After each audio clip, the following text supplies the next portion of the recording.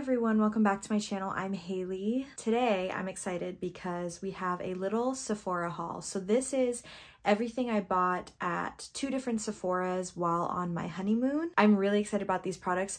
This is also kind of a review video. I'm still testing some of these products out, but I have some pretty fully formed opinions about a lot of them, so let's just get into it. First, we're gonna start with the product that I bought at Disney Springs while we were in Disney World in their Sephora, and it is the Huda Beauty Rose Quartz palette. You guys, this is officially one of the most beautiful palettes that I've ever owned. I'm so happy that I bought this. I would actually put this like neck and neck with my Pat McGrath Divine Rose palette. That's how much I like it. You know, this is not a new palette, so like I know you guys have seen a lot of this before, but it was funny because I have to tell you the story. So we went in and I knew I wanted to buy a palette, help remember the trip by, and it was between this one and their Empowered palette.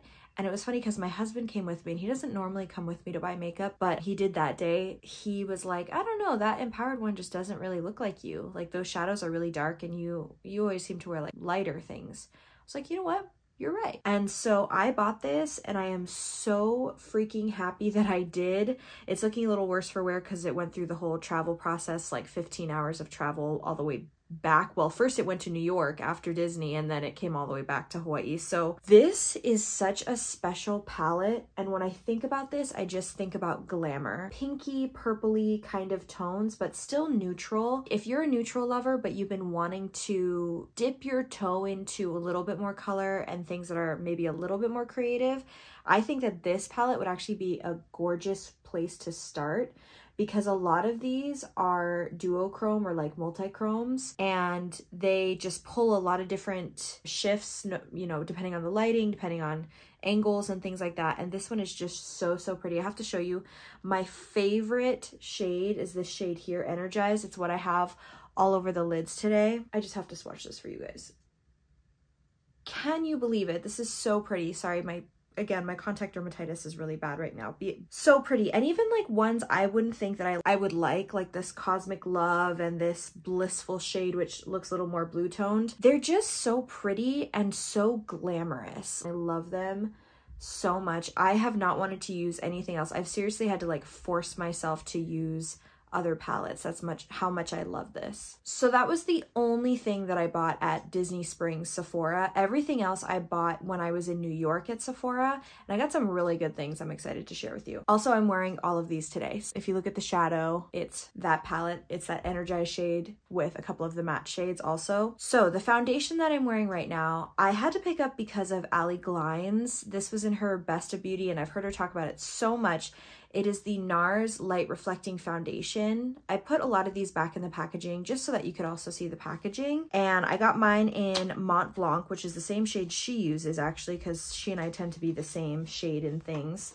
This is absolutely gorgeous. Like I said, I've already used this. I used it today. I would call this like a low medium coverage, but it's very skin-like, and it's just, I mean, light reflecting is a good way to put it. It's glowy without looking oily or shiny. One thing I will say about this though is that if you have more to cover, I wouldn't go with this one. It does build, but I was struggling with some acne while we were on our trip, I think just from the travel and like different climate and stuff like that. And I had to really build this up, and you can, but you start using a lot of product and it starts just looking like too much. So right now my skin has really calmed down. I still have some of the acne, it's going away, but right now it looked beautiful today. So I would say that if you have a little bit more that you're trying to cover, I wouldn't go with this one. Products go over it really well. I used cream products today, I used powder products, and I didn't have a problem with any of them. And actually it pairs very well with our next product we're gonna look at, which is the Huda Beauty Easy Bake in Sugar Cookie. Yeah, Sugar Cookie.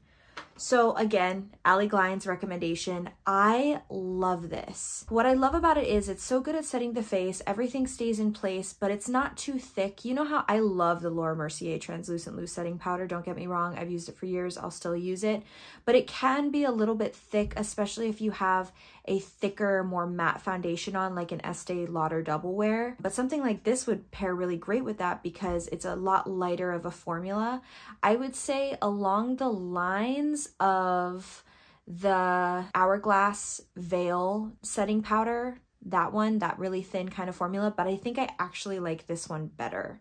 I don't know, there's just something about it that is smoothing and almost blurring, and everything sets on top of it really well. I really, really like this one. And I'm not really somebody who bakes. It gives you instructions on here to like let it sit for a while in that traditional baking kind of process, but I don't do that. I just use a fluffy brush and put it all over and it still looks just as good. It's really pretty. It's just white. This next one, I'm still testing out and I'm still not totally sure how I feel about it. It's the Positive Light Under Eye Brightener from Rare Beauty. So this was actually released while we were on the trip, so I was really excited to try something new.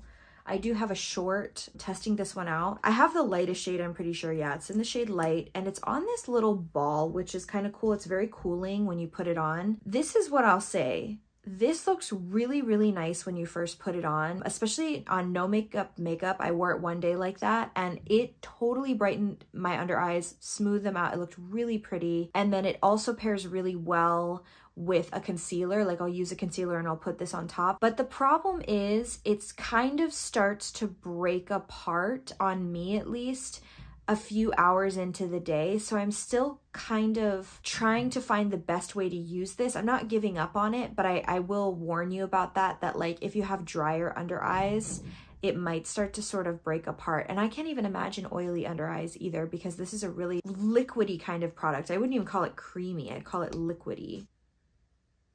It's nice. I will say it's nice and it's worth trying out. If you don't normally have problems with your under eyes, you'd probably really like this, but it's kind of one of my problem areas. So we'll see. I'm going to keep testing it out and then I'll let you guys know in the future how it ended up working for me. This is another one that I'm kind of testing out. I got it off of Jessica Braun's recommendation because she loves the Tartelette tubing mascara.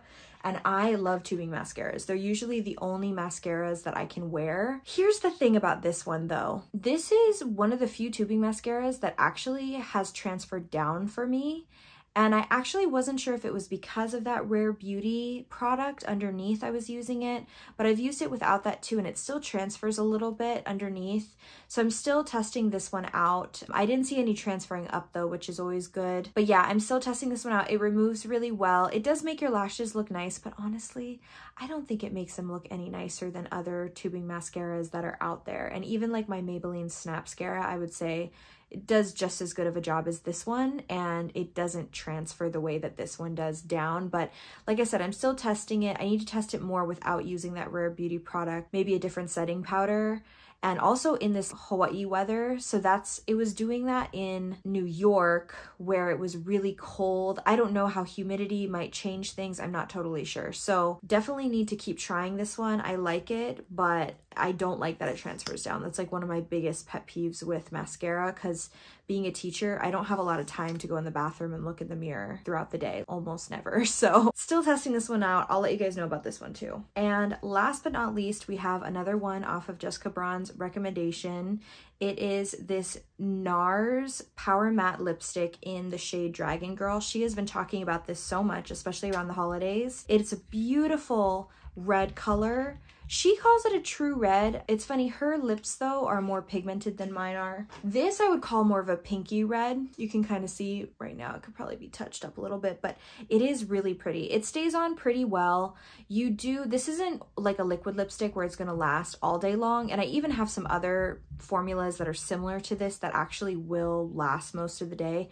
This one kind of starts to wear off, especially if you're drinking things, eating things, and you will have to reapply it. But if that's not a problem for you, then it's not a problem problem, but it is really, really pretty. It's just this gorgeous pinky red, like I said. It is very matte. Today I applied it over a pretty thick lip balm, so I don't think it's looking as matte. I would definitely make sure your lips are hydrated though, because in New York where it was really dry, my lips were getting kind of peely a little bit, but I think that would pretty much happen with any matte lipstick. My body was just so not used to that kind of weather. But I am really glad that I picked this up because you guys know I love lipsticks and I love reds, so I'm really excited about this one. That's everything, you guys. Thank you so much for watching. It was kind of a short and sweet one, but I just wanted to show you and kind of give you my initial thoughts. I was so looking forward to shopping at Sephora when we were on our trip, so that was like one of the highlights for me. If you guys have been watching me for a while, we don't have Sephora on the island that I live on, so it's really rare for me. I usually have to order online, and because I order online, it kind of stops me a lot of the time unless I really want the product. I would say number one product for sure is this rose quartz palette. I am absolutely in love with this. I seriously want to use it every day for the rest of my life. Followed very closely by this NARS foundation. It's really beautiful. Like I said, if you have a little bit more to cover, I don't know if I would go with this one, but if